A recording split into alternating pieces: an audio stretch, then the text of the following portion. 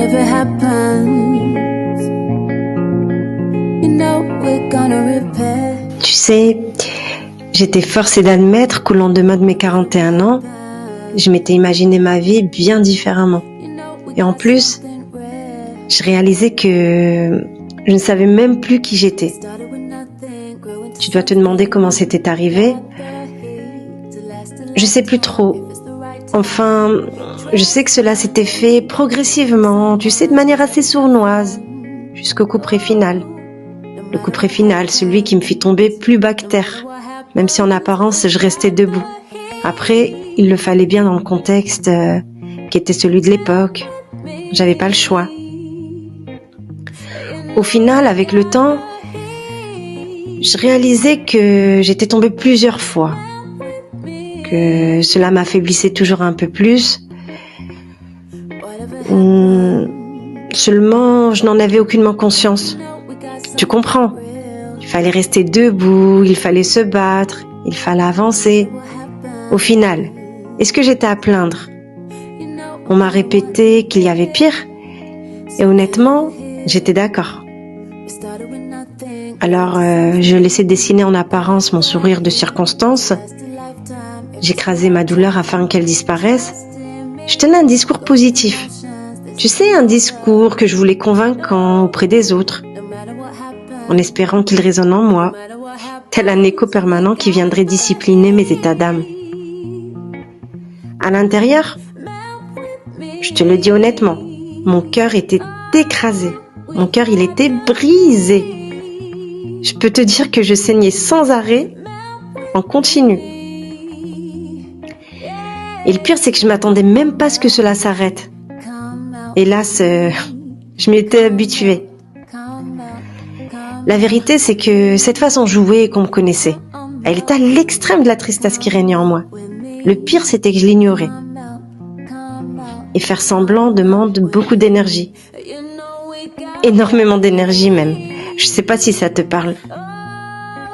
Faire semblant depuis des années, qui sait, peut-être même depuis toujours. C'était devenu une normalité chez moi.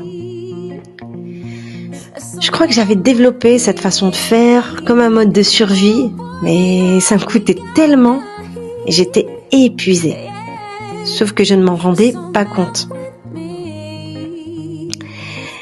J'avais réussi à me convaincre que tout allait bien, ou plutôt que tout n'était pas si mal. On va plutôt dire ça comme ça, que tout n'était pas si mal. Mais à quel prix?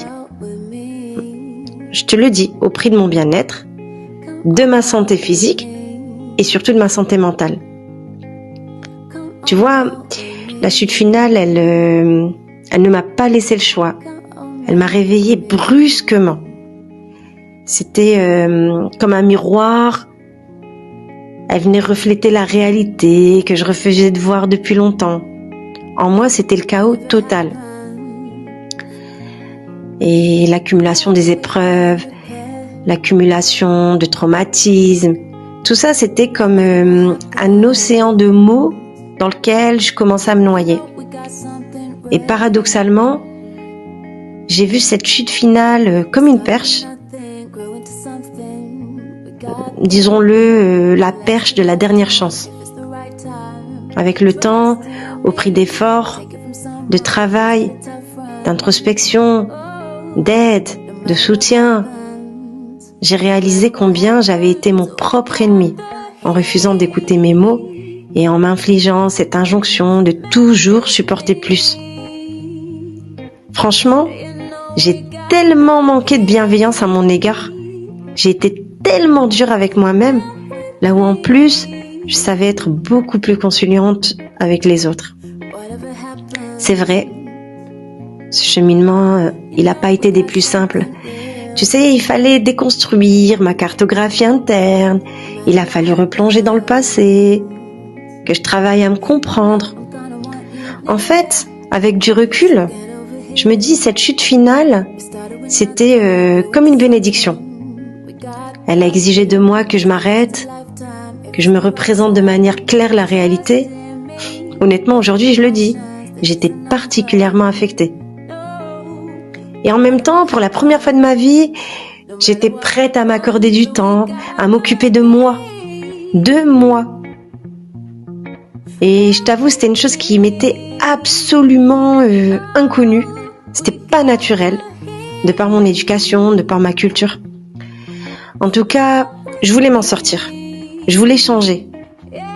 J'avais cette volonté et je me disais de toute façon, si je le fais pas, je fonce dans un mur. J'ose à peine imaginer les conséquences. En gros, j'ai pas eu le choix. Et puis,